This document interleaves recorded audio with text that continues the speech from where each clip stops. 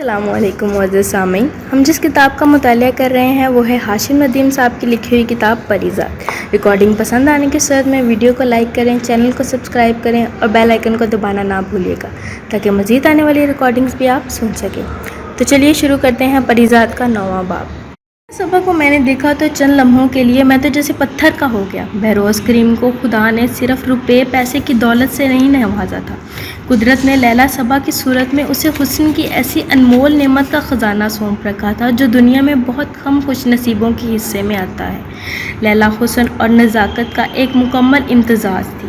مغربی لباس میں ملبوس، سیاہ فلیپر کے اوپر میرون شرٹ اور گلے میں سیاہ اسکارف، کھلے بال اور بڑی بڑی سیاہ آنکھوں میں نیند کا خمار۔ اس کریم کی فکر اپنی جگہ بالکل بجا تھی۔ اس گل روح کی حفاظت کے لیے سارے دبئی کو بھی مامور کر دیا جاتا تو یہ کم ہوتا۔ کریم نے لیلا سے میرا تعارف کروایا۔ ان سے ملو، یہ ہے پریزاد، یہ میرا نیا اسسٹنٹ۔ میں نے چونک کر بہروز کی طرف دیکھا، وہ لیلا سے اردو میں بات کر رہا تھا۔ لیلا نے نخوت سے میری طرف دیکھا اور انگریزی میں بہروز سے کہا، کم آن آغا، آپ کی پسند کو کیا ہوتا جا رہا ہے؟ نے مسکرا کر میری طرف دیکھا اور انگریزی میں ہی مجھے لاؤنج کے ساتھ ملحق دوسرے کمرے میں انتظار کرنے کا کہا۔ شاید وہ لیلا صبا کو یہ جتانا چاہ رہا تھا کہ میں انگریزی جانتا ہوں۔ میں چپ چاپ وہاں سے نکل آیا، مگر میرے جانے کے بعد بھی لیلا اور کریم کی اونچی آوازوں کی بحث میرے کانوں تک پہنچ رہی تھی، خاص طور پر جب کریم نے لیلا کو یہ بتایا کہ اب میں گھر سے باہر نکلتے وقت ہمیشہ لیلا کے ساتھ رہوں گا، تو لیلا کی آواز مزید اونچی ہو گئی۔ آپ یہ کیا کہہ رہے ہیں آغا؟ اب یہ شخص میرا سایہ بنا رہے گا؟ آپ تو یہ سوچیں کہ میرے ساتھ جب یہ چلے گا تو میرا کتنا مذاق بنے گا۔ اس سے تو بہتر ہے کہ میں گھر سے باہر ہی نہ نکلوں۔ بہروز کریم نے اپنے مخصوص ٹھنڈے لہجے میں بیوی کو سمجھایا کہ میرا اس کے ساتھ باہر جانا کیوں ناگزیر ہے، اور وہ یہ کہ یہ سب کچھ لیلا کی محبت میں کر رہا ہے، ورنہ وہ پردیس جا کر بھی لیلا کی طرف سے پریشانی میں مبتلا رہے گا۔ بہرحال ایک لمبی بحث اور تکرار کے بعد آخرکار لیلا کو معاملے کی نزاکت کا سمجھانے میں کامیاب ہو گیا۔ مجھے احساس ہوا کہ محبت کا زنگ کتنا طاقتور ہوتا ہے کہ جو بہروز کریم جیسے فولاد کو بھی بربری مٹی میں تبدیل کر سکتا ہے۔ مجھے نیا حکم یہ ملا کہ میں اپنا ضروری سامان لے کر انیکسی میں منتقل ہو جاؤں، تاکہ اگر کبھی لیلا کو اچانک باہر جانا ہو تو اسے میرا انتظار نہ کرنا پڑے۔ مگر میری الجھن بڑھتی ہی جا رہی تھی۔ بظاہر یہ سیدھا سادہ نظر آنے والا معاملہ مجھے بہت ٹیڑھا دکھائی دے رہا تھا۔ جانے کیوں مجھے ایسا لگ رہا تھا کہ بات صرف لیلا کی حفاظت سے کہیں زیادہ بڑھ کر ہے۔ پھر میرے اس خدشے کی تصدیق بھی بہت جلدی ہو گئی جب ایئرپورٹ سے روانگی سے قبل بہروز نے مجھے بلا کر سختی سے تاکید کی کہ گھر سے باہر جاتے ہوئے مجھے ہر لمحہ لیلا کے ساتھ رہنا ہوگا اور روزانہ اس کی رپورٹ دینا ہوگی۔ فیروز کے لندن جانے سے پہلے میں انیکسی میں منتقل ہو چکا تھا۔ فیروز نے لیلا کے اردو بولنے کا معمہ بھی حل کر دیا تھا۔ دراصل لیلا ترکی سے تعلق رکھتی ہے اور بہروز نے اسے وہیں استنبول کے ایک میلے میں دیکھا اور اس پر دل ہار بیٹھا۔ لیلا نے بہروز کی محبت میں اردو سیکھی اور اب وہ ٹوٹی پھوٹی اردو بول بھی لیتی تھی۔ یہ ان کی شادی کا دوسرا سال تھا، مگر میں بدقسمتی سے پہلے ہی روز لیلا صبا کی نظروں میں ایک ناپسندیدہ شخص قرار پا گیا تھا، کیونکہ اسے بہروز کے لگائے ہوئے میرے پہرے سے شدید چڑ ہو گئی تھی اور اس کی جھنجھناہٹ کا سارا نزلہ مجھ پر ہی گرنا تھا۔ اگر بہروز یہ حکم نہ بھی دیتا تب بھی لیلا جیسی معروف کا مجھ جیسے بدے شخص سے نفرت کرنا لازمی تھا، خاص طور پر اس وقت جب اس شخص کی ہم سفری کی شرط بھی لازمی قرار دی گئی ہو۔ میں انیکسی میں اپنے کمرے میں آرام کرسی پر بیٹھا بہت دیر تک سامنے دیوار پر لگے بڑے آئینے کو دیکھتا رہا۔ مجھے آئینے پسند نہیں تھے۔ ہر گھر میں ہر دیوار پر لگے یہ شیشے ہر پر میرا راستہ کاٹتے رہتے، اور گھر پر ہی کیا منحصر، باہر گلی میں، سڑک پر، گاڑیوں میں، عمارتوں کے اندر، ہر طرف یہ دشمن میری طاق میں گھات لگائے بیٹھے رہتے تھے۔ کہاں کہاں ان سے بچ کر جاتا میں۔ سارے شہر میں جا بجا یہ میرا منہ چڑھانے اور میرا مذاق اڑانے کے لیے مجھے کھڑے ملتے تھے۔ میں نے سوچ لیا تھا کہ اگر زندگی میں کبھی مجھے اپنا گھر بنانے کا موقع ملا تو اس میں کسی آئینے کی جگہ نہیں ہوگی۔ کوئی گوشہ تو اس دنیا میں ایسا ہو جہاں میں بنا کسی خوف اور جھجک کے صرف اپنے ساتھ رہ سکوں۔ اگلے روز پہر 3 بجے کے قریب مجھے گھر کے ملازم نے آ کر حکم سنایا کہ مالکن لیلا باہر جانا چاہتی ہیں اور ڈرائیور باہر پورچ میں میرا انتظار کر رہا ہے۔ میں گاڑی کے قریب पहुंचा तो लैला सबा गुस्से से भरी खड़ी थी। इतनी देर कहाँ लगा दी तुमने? अब क्या मुझे तुम्हारी तैयारी का भी इंतज़ार करना पड़ेगा? मैंने उसे बताया कि मुझे मुलाजिम ने सिर्फ 3 मिनट पहले रवानगी का बताया और मैं जिस हालत में बैठा था वैसे ही चला आया हूँ। मगर लैला ने मेरी बात पूरी नहीं होने दी और मुझे झिड़क दिया। अच्छा ठीक है, अब गाड़ी में बैठो। मैं किसी फजूल बहस के मूड में नहीं। मैं चुपचाप ड्राइवर के साथ आगे बैठ गया। लैला ने अरबी में ड्राइवर से कहीं चलने का कहा। गाड़ी दुबई की बारौनक सड़कों से होती हुई एक जदीद तर्ज की कॉलोनी में दाखिल हो गई, जहां ऊंचे ऊंचे अपार्टमेंट की बहुत सी कतारें तरतीब से जुड़ी हुई थी। हमारी गाड़ी जे सीरीज़ के अपार्टमेंट के करीब आकर रुक गई। लैला नीचे उतरी तो मैं भी नीचे उतर गया। इसने गुस्से से मेरी तरफ देखा। तुम कहाँ उतर आए? यहीं मेरा इंतज़ार करो, मैं अपनी सहेली से मिलकर आती हूँ। मैंने सर झुकाकर जवाब दिया। मुझे आपको अकेला ना छोड़ने का हुक्म है। मैं आपकी सहेली के अपार्टमेंट तक आपके साथ चलूँगा। लैला मेरी बात सुनते ही आपे से बाहर हो गई। How dare you! तुम्हारी हिम्मत कैसे हुई मुझे पलटकर जवाब देने की? अपनी औकात में रहो, वरना। इस बात पर मुझे अपना लहजा सख्त करना पड़ा। माफ़ी चाहता हूँ, मगर ये मालिक का हुक्म है। ताकुब में आने वाली गार्ड्स की गाड़ियाँ कुछ फासले पर खड़ी हो चुकी थी और मुझे उनकी बेचैनी से ऐसा महसूस हो रहा था जैसे उन्हें हमारा यहाँ ज़्यादा देर रुकना कुछ परेशान कर रहा है। लैला ने गुस्से से दांत पीसते और पैर पटकती हुई अंदर लिफ्ट की जानब बढ़ गई। 15वीं मंजिल पर लैला की दोस्त का अपार्टमेंट था। इसने अपार्टमेंट का दरवाज़ा खोला तो दोनों सहेलियां यूं मिली जैसे बरसों बाद मुलाकात हुई हो। लैला अंदर चली गई और मैं बाहर राहदारी में एक जानब दीवार के साथ लगे हुए लोहे के बेंच पर बैठ गया। तकरीबन 2 घंटे बाद वो दोनों बाहर निकली। लैला ने करीबी सुपर मार्केट से कुछ ख़रीदारी की और हम इनकी सहेली के अपार्टमेंट के बाहर छोड़कर वापस चले आए। लैला ने गाड़ी से उतरते ही चीख कर फ़िरोज़ खान को हाजिर होने का हुक्म दिया और गुस्से से भरी अंदर चली गई। टैक्सी में आकर बिस्तर पर दराज हो गया। थोड़ी देर बाद फ़िरोज़ खान भी वहाँ नाजिल हो गया। तुम्हारी मालकिन से कोई बहस हुई है आज? हाँ, वो अकेले जाने की ज़िद कर रही थी। मैंने सिर्फ मालिक के हुक्म की तामील की। फ़िरोज़ ने एक लंबी सांस भरी। आइंदा ऐसी नौबत ना आए तो बेहतर है। लैला मालिक की बहुत चहेती है। वो ये सब बर्दाश्त नहीं करेंगे। यूँ समझ लो कि तुम एक 2 धारी तलवार पर चल रहे हो और तुम्हें दोनों जानिब भी अपना वज़न बराबर बचाए रखना है। कटकर 2 हिस्सों में तकसीम होकर गिर पड़ोगे। फ़िरोज़ जाते जाते मुझे एक नई उलझन में मुब्तला कर गया था। अगर मैं बहरोज़ करीम का हुक्म मानता तो लैला की नाराज़गी यकीनन थी, और अगर लैला की हिदायत पर अमल करते हुए इससे दूर रहता और मुकम्मल निगरानी ना करता तो बहरोज़ की हुक्म अधूरी थी और दोनों सूरतों में सज़ा ही मेरा मुकद्दर थी। शाम ढलते ही घर के हॉल से पियानो की मुद्दर ताने उभरने लगी। कोई पियानो पर बहुत खूबसूरत सी धुन बजा रहा था। ना चाहते हुए भी मेरे कदम हॉल की तरफ बढ़ने लगे। एक बूढ़ी अंग्रेज़ उस्तानी पियानो बजाते हुए लैला को पियानो का सबक दे रही थी। मैंने लाउंज की खिड़की से हॉल के अंदर का मंजर देखा तो उल्टे कदमों से वापस चला आया। गोया लैला सबा को पियानो सीखने का शौक़ था। चलो, एक बात तो साबित हुई कि कम से कम खूबसूरत और बदसूरत लोगों के अंदर धड़कता दिल एक सा ही होता है, वरना मैं तो आज तक यही समझ रहा था कि बदसूरत लोगों का दिल शायद कुछ कम धड़कता होगा। अगले रोज़ लैला सुबह सवेरे ही कहीं जाने के लिए तैयार खड़ी थी। शायद ड्राइवर तक बहरोज़ करीम की हिदायत पहुंच गई थी, वरना लैला का बस चलता तो वो अकेली ही ड्राइवर के साथ निकल चुकी होती। आज लैला ने मुझसे कुछ ज़्यादा बहस नहीं की और ड्राइवर से जमेरा की तरफ चलने के लिए कहा और ख्वाम शाम तक मॉल्स में ख़रीदारी करती रही। जाने ये अमीर औरतों को शॉपिंग का इतना खबत क्यों होता है? शायद ये भी एक तरह की भूख होती है और ये भूख सिर्फ भरे पेट ही लगती है।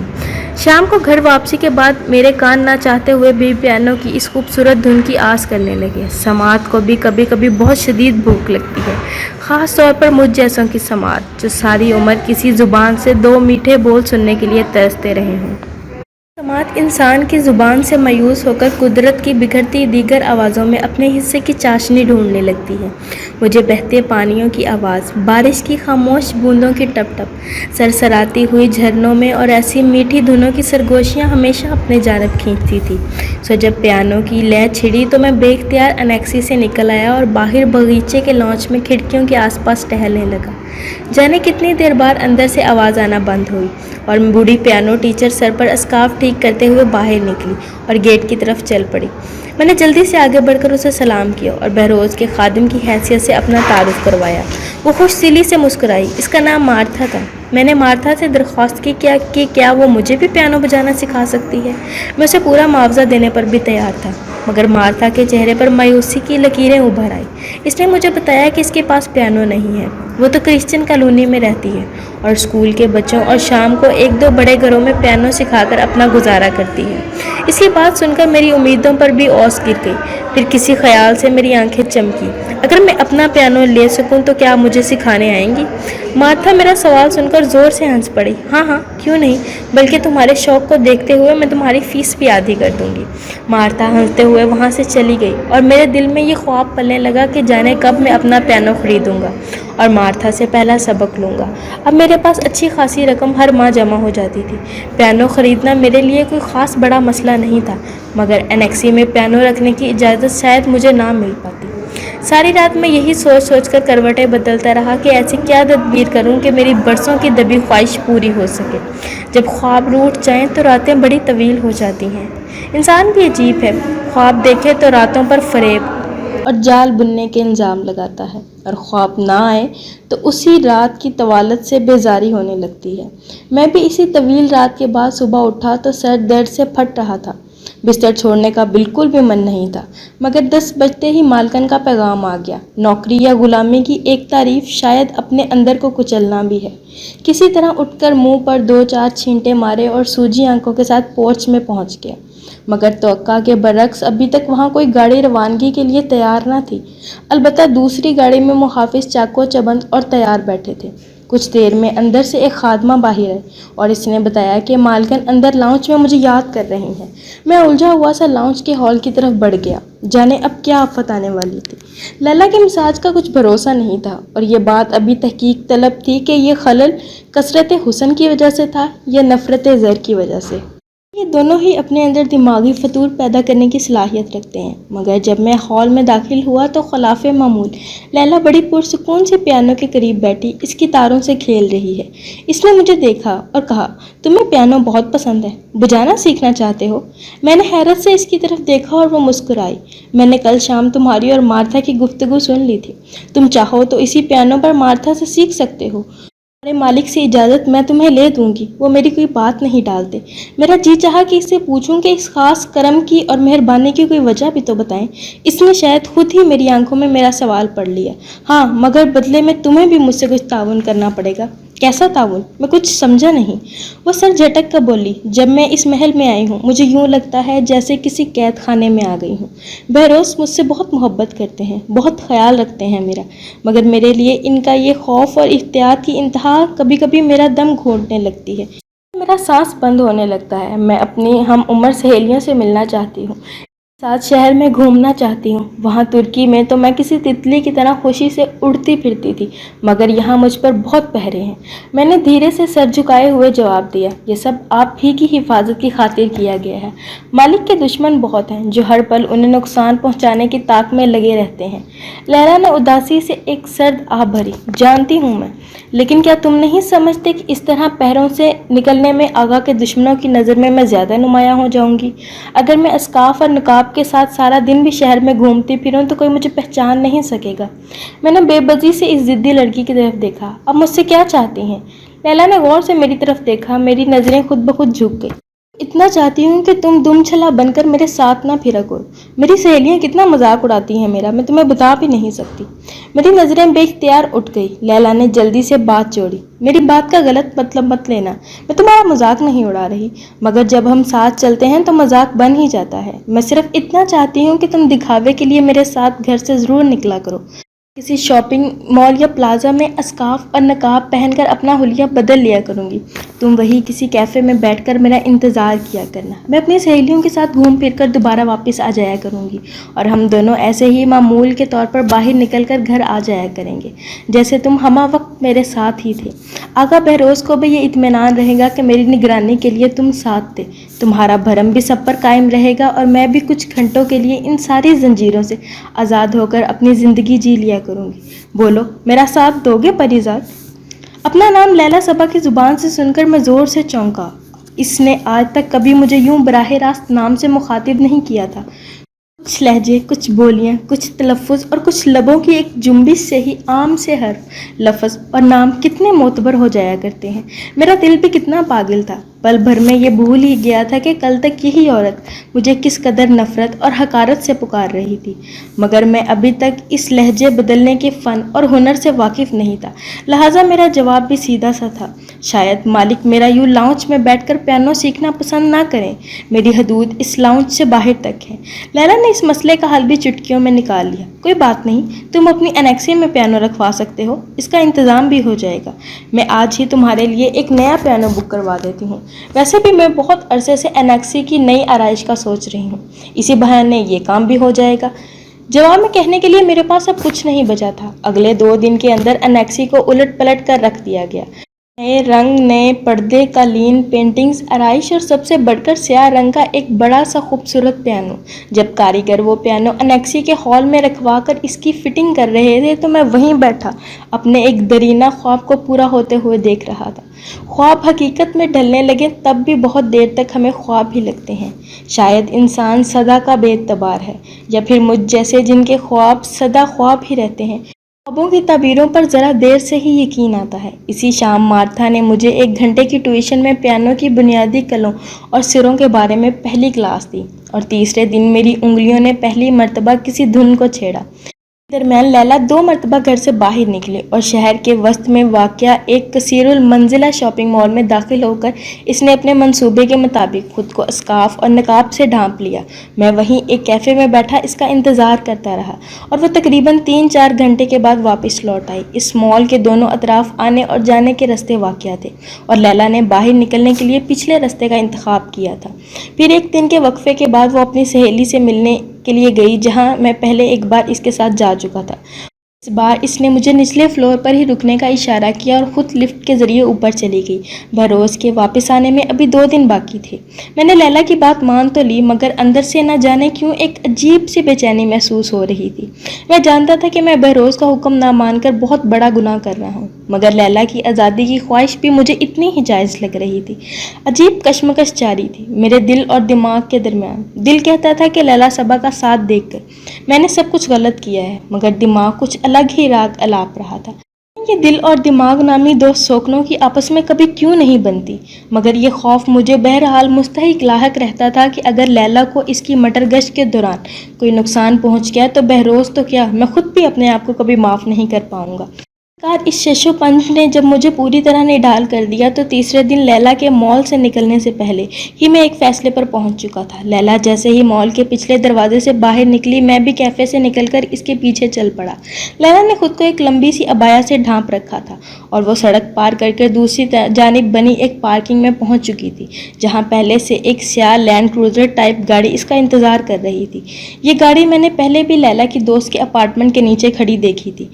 लैला अपनी इसी दोस्त से मिलने जा रही थी या इसके साथ मिलकर कहीं और घूमने जा रही थी। मैंने फ़ौरन करीब से गुजरती टैक्सी को हाथ दिया और उसे आगे जाती लैंड क्रूज़र के पीछे चलने का कहा।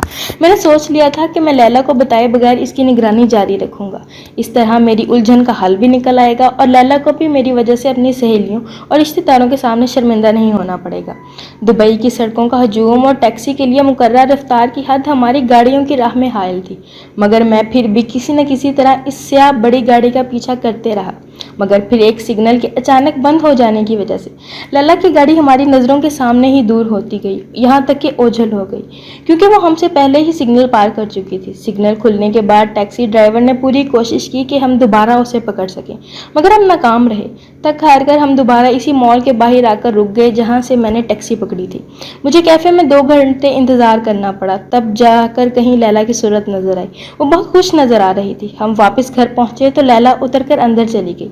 मैंने एनेक्सी की जानब कदम बढ़ाए ही थे कि मेरे उकब में से एक गर्जदार आवाज़ गूंजी, इतनी देर कहाँ लगा दी थी तुम लोगों ने? मैं घबरा कर वापस पलटा। कुछ फासले पर बहरोज़ करीम खड़ा मुझे घूर रहा था।